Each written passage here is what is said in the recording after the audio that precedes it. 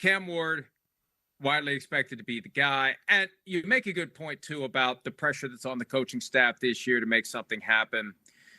The Titans, while irrelevant, have also been very dysfunctional under the ownership of Amy Adams Strunk. And one of the most obvious signs of dysfunction is when you're always going one track or the other with who you're firing. We fire the coach, then we fire the GM later, then we fire the coach. And it's always this ping pong thing. And some way, somehow, Chad Brinker managed to, as many are saying, people around the league, the understanding of the way things work in Tennessee, whoever finds the favor of ownership at a given moment becomes the person in charge. And Chad Brinker is the guy that holds the juice right now.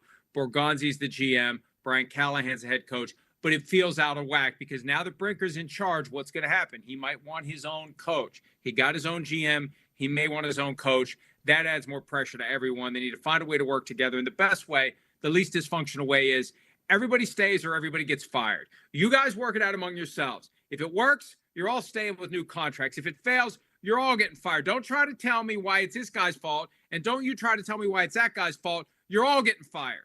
That's the right way to do it. That's the way to do it, because then they all work together. They don't try to undermine each other, and it doesn't become a toxic stew. That's what the Titans need to aspire to be. They need to band together, right, and either rise or fail. Okay, right. So it will help to have a leader on the field. They need leadership off the field, Chris. It's nice to have Cam Ward become that leader on the field. Here's Borgonzi talking about this potential for Cam Ward to come in and be the leader that they need. A lot of that was, we talked with him before the draft. He's got great awareness in terms of where he's at. And he knows that, stepping into an NFL locker room, he's going to have to earn the respect of everybody in that locker room. And, just first building relationships with everyone, on the team is a big part of it. But that's one of the special things about him that we kind of learned through the process is that he has great awareness. And I think he knows that he has to earn the respect of everyone here. We only had 15 minutes with him in Indy, but hey, most of the teams, that's what it is. It's 15-minute speed dating. He oozes intensity. He had me ready to run through a wall or at least bounce off a wall. He is no mess around guy. He is take care of your business guy. We played those scattered clips of him interacting with Shedeur Sanders, and it was clear which guy was serious and which guy wasn't, just from those few clips we played. He is a very serious person who is going to demand many things from himself and many things from everyone around him. And he's going to hold himself to the same bar, and he's going to expect everyone else to rise up. And that's exactly what a football team needs. The leadership, the accountability. Football coaches love it when one of the players is holding his teammates to the standard coach is trying to hold everyone to.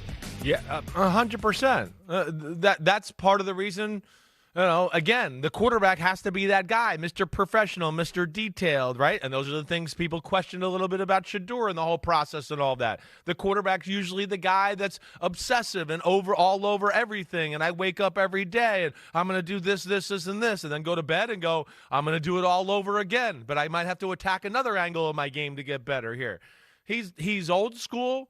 I know one of the first things I heard early in the year at Miami, and I didn't realize he was as talented as he was, right? I had heard about Cam Ward. I saw him a little at Washington State the year before. He caught my eye, right? But I wasn't tuned into it all the time to have a feel for him.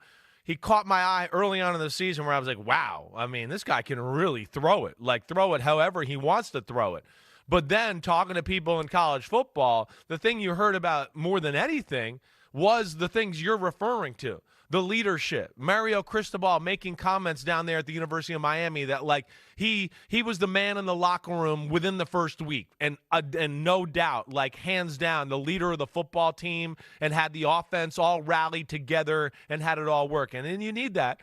And yes, Tennessee needs that in a big way. We've talked. They haven't had that marquee guy to let the team kind of rally around him. I think he can be that, and he does it in a way where it's not me, me, me, me. It's humble, it's work, and then I'm going to go out in the field and show you me, me, me, me with some of my great plays that way. And I think that's what I like about what Tennessee's doing here.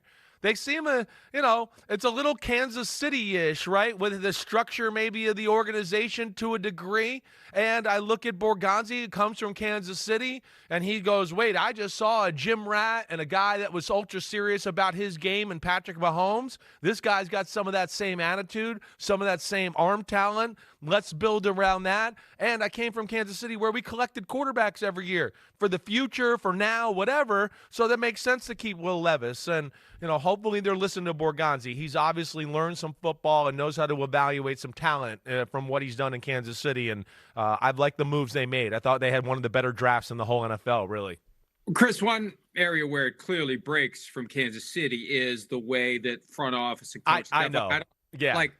Like in Kansas City, there isn't a Chad Brinker. No, well, there's Tennessee, three guys. There's the in three charge. guys, right? There's the president, and I'm blanking on his name there. That Mark Donovan is not involved in football. I know, Chad but it's Brinker still is clearly involved. he's involved. He's a little bit more football, but still, I just felt like it's like kind of like the three amigos there, and yeah, they have their own little roles. But I don't feel like Chad Brinker. Yes, he knows football. He's going to get in it, but I would be shocked if he's stepping on Mike Borgonzi's toes too much. That's all I'm saying. Brinker's got final say. I know. Over the roster and the draft, right. And Mark Donovan does not. That's the biggest difference. No, it's and a difference every time there. we've seen Mike Borgonzi in recent days, Brinker has been sitting there. When's the last time Mark Donovan was sitting next to Brett? It's right. Yeah, I hear you. Okay, so maybe it was a bad analogy. And, all right. and listen, yeah. I don't want to bang this drum, and I don't want Titans fans to get mad. I'm trying to be your advocate, your ombudsman, for lack of a better term, although that's a pretty damn good term, when it comes to demanding a functioning football operation. And the proof is in the revolving door that we've seen in Tennessee for the past 5 years. Every other year, somebody gets fired. And it fits with this idea that ownership decides, I like what this guy's saying. I like this guy. He's in charge. And then, meanwhile, somebody else catches ownership's attention. Oh, you know what? I like what this guy's saying. You're fired. He's in charge. And it's too erratic to be successful. So hopefully this calms it down. Brinker's from Green Bay, where we know right. they calm down, and Borgonzi being from Kansas City, and hopefully this will be a new regime or era there in Tennessee for the fans' sake. After they fire Brian Callahan and hire their own coach, that's my concern. Yeah, you're right. That's what we'll see, and that's where Brian Callahan's going to have to put up or shut up this year. And you're exactly right. That's the big issue. And we'll see. That's probably why a little bit early on in the process, none of us were sure if they were going to take the quarterback or do that because of the coaching situation. You're going, wait, do they want to deal with a rookie? This could be their last year, all that. But obviously they came to the conclusion that that was the best option. And, yeah, maybe Borgonzi and Chad Brinker, of course, wanted the quarterback, too, to where Brian Callahan and company just got to make it work, and they got to have some success this year. Hi, it's Mike Florio. Thanks for watching PFT on YouTube. Hit subscribe for the latest news and analysis from Pro Football Talk.